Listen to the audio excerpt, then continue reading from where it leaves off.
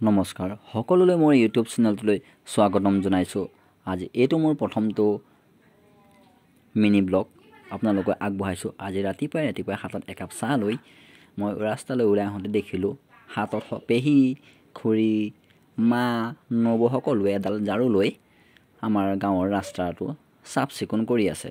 তাতে দেখিছেনে মোৰ কাপটো ওলাই গৈছে।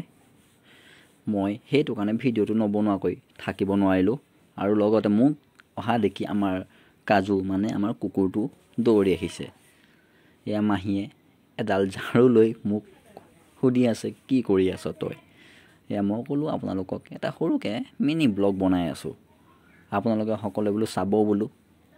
আৰু সেয়া আগত আছে মা, মাজত আছে খুৰী, ইপিনে আছে বা। গোটেই জাবৰবিলাক যিমান আছে পলিথিন সকলো চাফ চিকুণ কৰি ধুনীয়াকৈ চাফ চিকুণ কৰি ৰাখিছে। আৰু এয়া মাহী ৰাতিপুৱাই আহি মোবাইলত বিজি হৈ গ'ল, দেখিছেই নহয়।